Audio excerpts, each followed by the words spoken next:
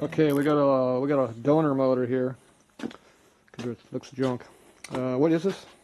87 fxrp. fxrp. Okay, 87 fxrp Evo motor, 80-incher. So there's a crank, there's the cases, and there's some nice, pretty, ugly blue top end. So this is a vintage motor. It's got some issues with it. So it looks like the alternator got eaten up, and it ate the case up. And the lip up here actually has still got part of a lip left,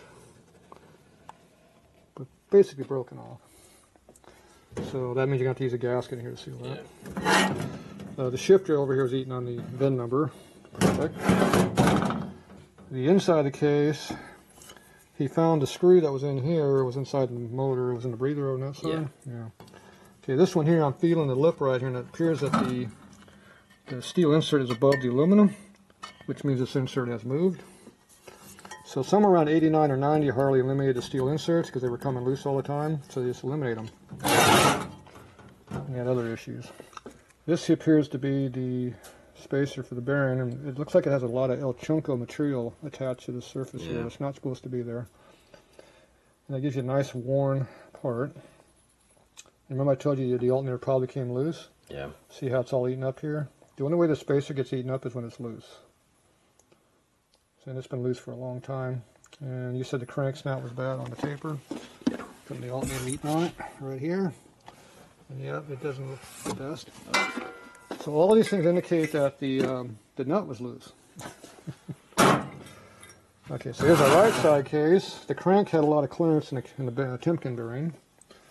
And obviously the crank was getting a little friendly with the case. It was eating on it here. And it looks like it was getting a little friendly up in here too. It looks like it had El Chunko for lubricant. Of course, it was making its own El Chunko right here. And you can see all the material that was in here.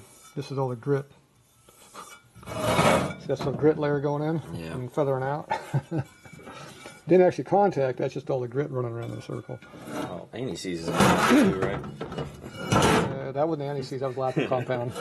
That was number 3 lapping compound. So the inside of the breather hole here is nice and chunko, and that's where the screw is, right? Yeah. Now we don't know how the screw got from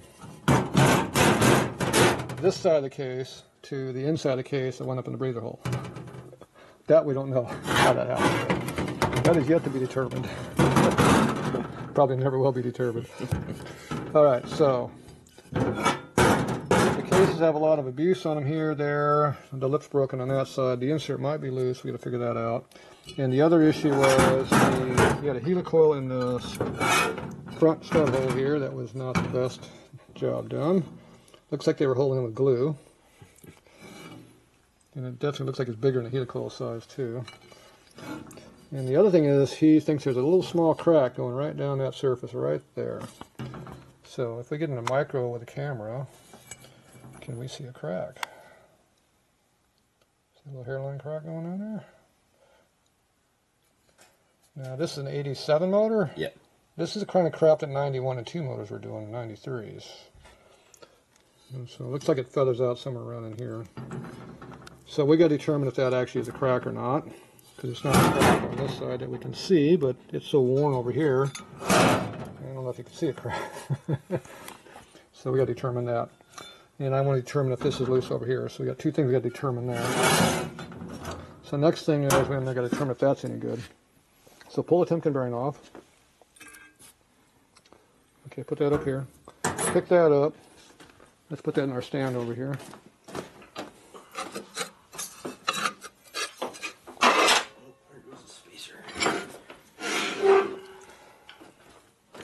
Stick it up in there. Just lay it here. That's good. Let go. Here, you work the camera now. The men have to work now. Oh man. Okay, you were asking if that was too loose or not. To me, that's fine. This one here, to me, that's fine. It's a race fit. Yeah. It's a little bit loose for a street fit, but I don't care. Next thing, let's see if it's got any side to side on it.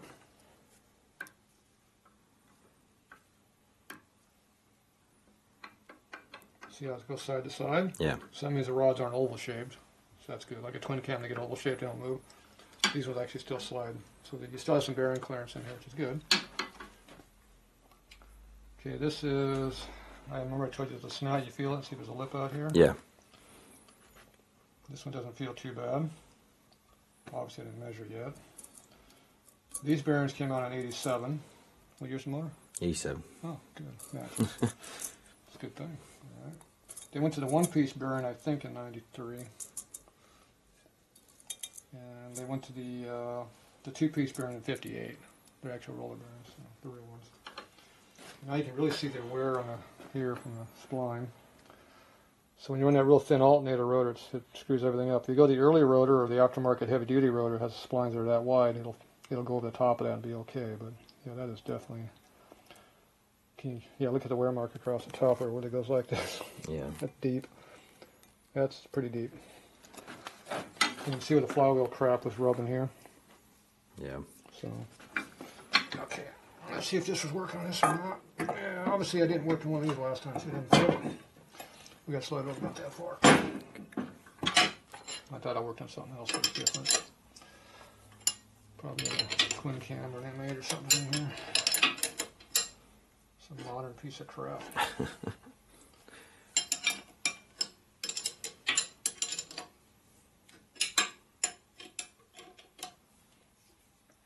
Is there a difference between truing stands over the years? Yep. Okay.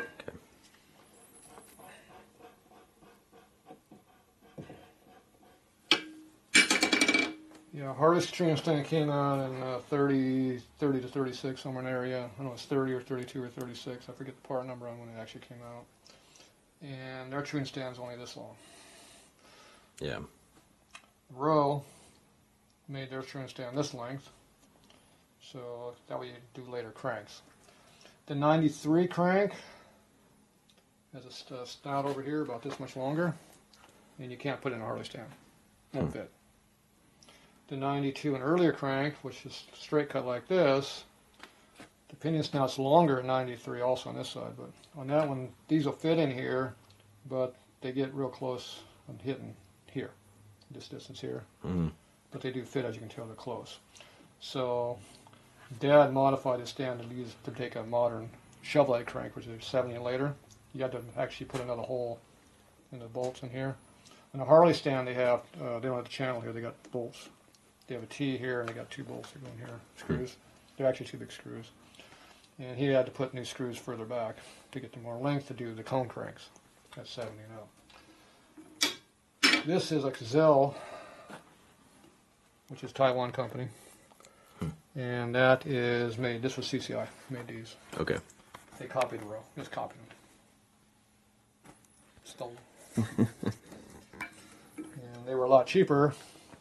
So I bought this one when CCI had a closeout sale on them. I bought it because I was too cheap to buy a good one because I was using a Harley crank.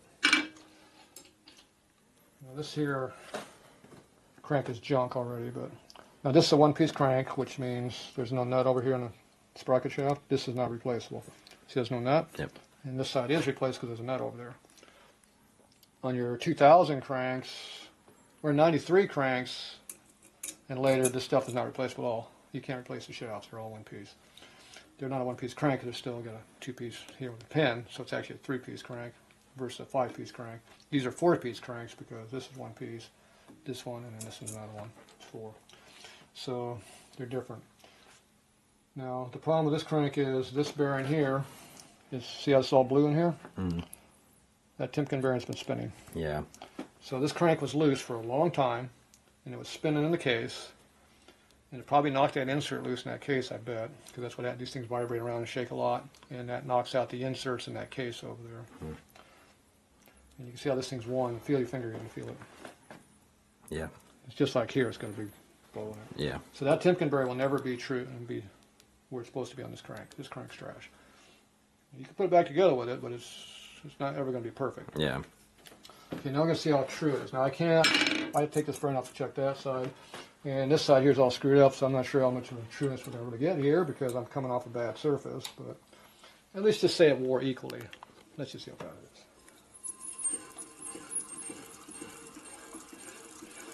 So we got Yeah. about 3 lines, 6 yeah. thou out. So if this was a twin cam, it's perfect. Being a Harley, it's garbage. Now you can look over here and see if you see this bouncing a little bit. Just looking at it, and see maybe it's moving just a little bit too. You can see it. Yeah. So we know that side's out a little bit also. Not too bad. Like I said, this is a twin cam. Whoa, this is really nice. That's because they're junk motors. So right off the bat, this crank, junk.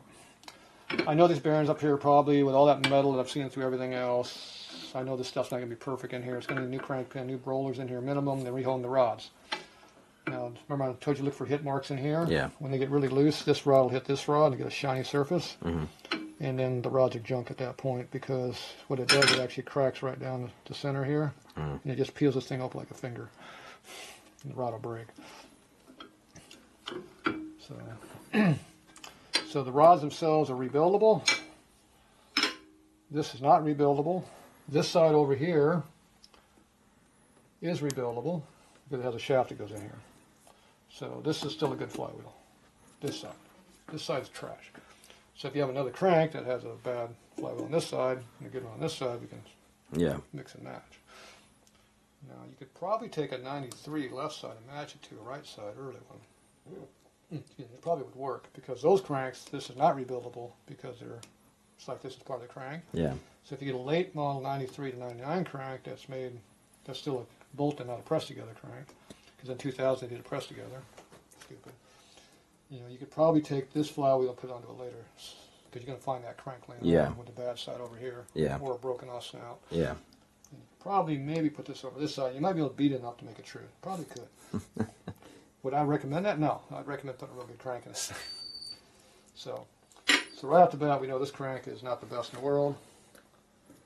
But it's the pinion shaft. I don't know what it looks like under here, but if it's like this surface here, it's probably still usable.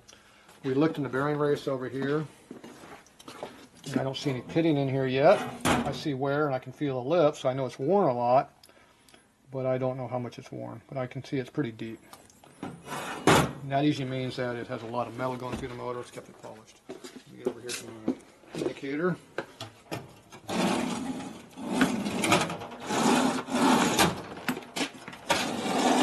This one. For right now. Let's see if it's set up for this motor or not. This is not set up for this motor. So can't just do a quickie measurement. Because that would tell me how much out of round it is and all that. Yeah. But I can definitely tell it's worn heavily because I can feel the lip in there. Yeah. Now they make 1 over bearings, so that'll take up 1 thou per side. And I'm pretty sure that wear mark is more than 1 thou deep. Yeah, I mean, you can feel. You know, it's noticeably there. It's not flaking. It's you know, you could hone it out, but if you don't have a roller available to use, it doesn't help you. So this case here, if it's a good case, which I haven't found out yet, we still got to buy a new race here. So the parts bill is adding up because of these problems.